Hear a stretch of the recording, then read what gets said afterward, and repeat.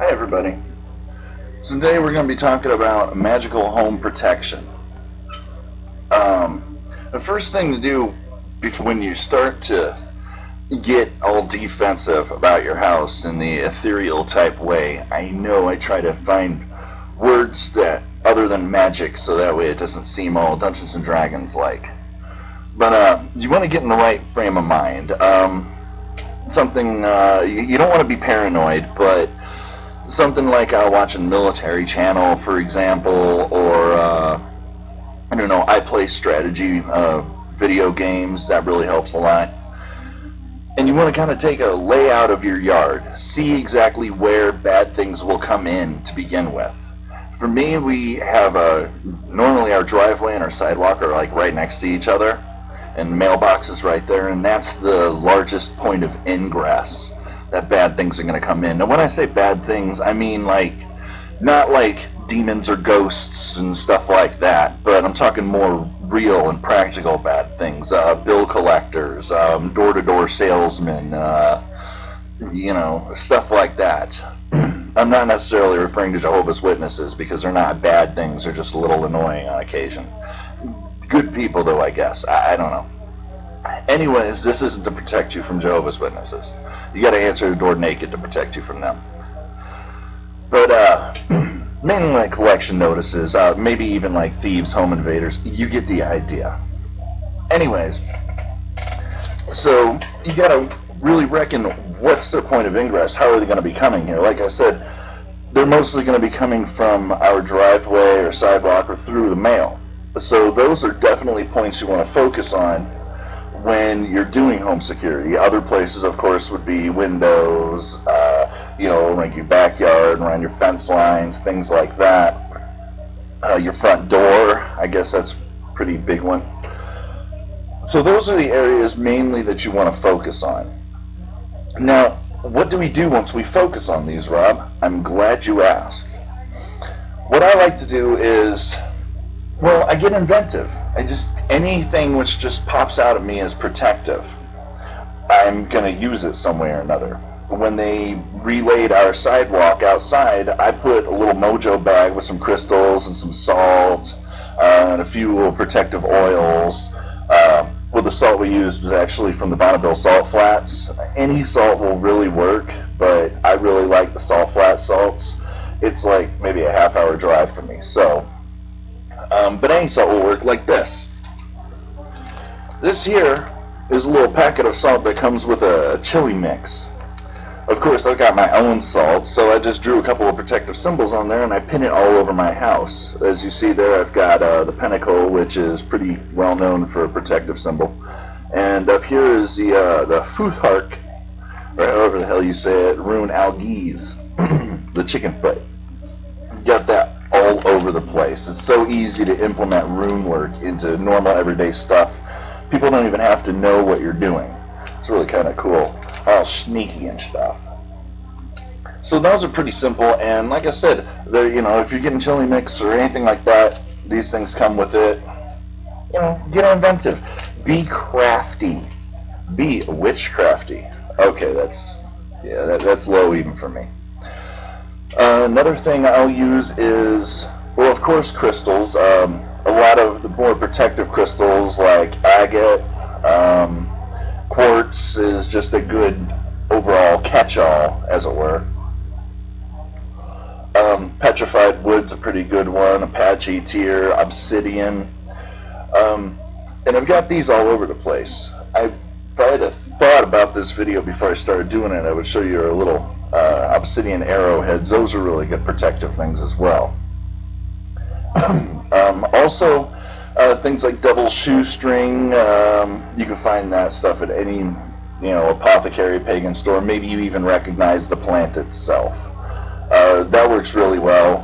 What I tend to do is I tend to put like garlic and the devil's shoestring up above. You know those little flaps like in your siding above your windows and your doors? I'll pop a little up there. Of course, remembering the visualization. If you don't know how to visualize, you need to find a video which tells you how to visualize in Magic, because this isn't what this video is about. This is just assuming you already have some idea what the hell you're doing. But I'll go around and, whenever I go to a store and I get a new clove or two of garlic, I'll take the old one, because I only use a couple of bits at a time. I'll take the old one, I'll break it up, and I'll visualize this white, blue, silvery wall. And, I'll just go and I'll just toss it over in the corner or put a little sprig in a mailbox or whatnot. And you're visualizing who you want to keep away, who you see as bad guys, but you're visualizing the end result. Them not coming in, them walking away, them deciding this house is too risky, it's too in the light, and passing the street's too busy for them to go and kick in the door and kill your family or whatever the hell bad guys do. Also, think about your layout. If you're doing landscaping work around your house or in your yard and such, think about implementing your protection into it. For example, rose bushes. Any bush or plant with thorns is very protective symbolically. We've got a rose bush right at the corner, so people are always passing by. I like to think that any bad guys or anybody with ill intent will get snagged and, bleed, but I don't know if that'll really work. Coincidence happening in accordance to will, right? Symbology, other than the runes and pentacles, which I've already talked about. Dragons. I'm a big fan of dragon stuff. This is a wood burning I did there. It was more of a practice piece, but you kind of get the idea. We've got dragon symbology and phoenixes and such all over the house.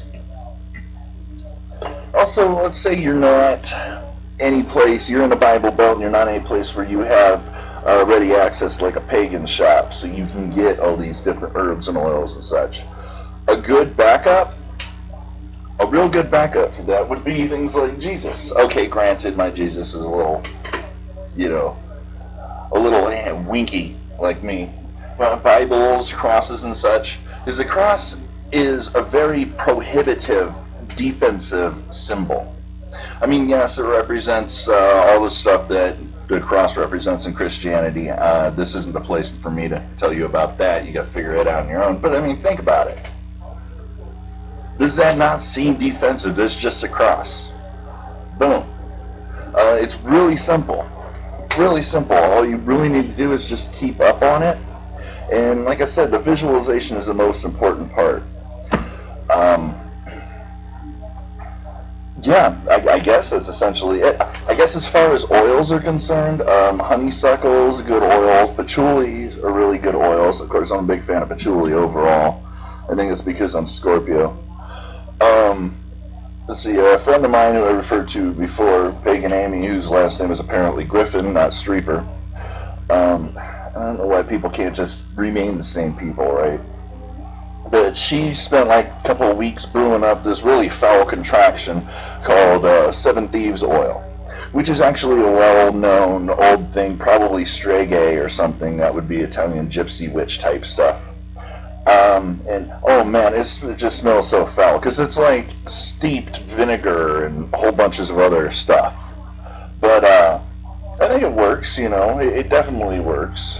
I got a little bit of that dribbled in the sidewalk, in front of our house. Like I said, think defensively. I mean, you don't really need to focus so much on fences and walls and bushes because those are natural barriers anyway.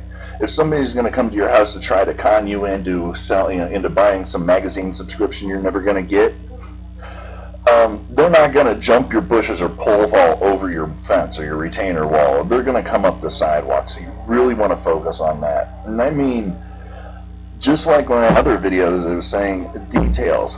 Focus on the details, because everything's made of details when it comes down to it. Scratch small little symbols in the dirt underneath where people are going to pour concrete or where you're going to pour concrete. Toss a little crystal and some herb stuff down in the little holes when you're burying, planting stuff, burying stuff.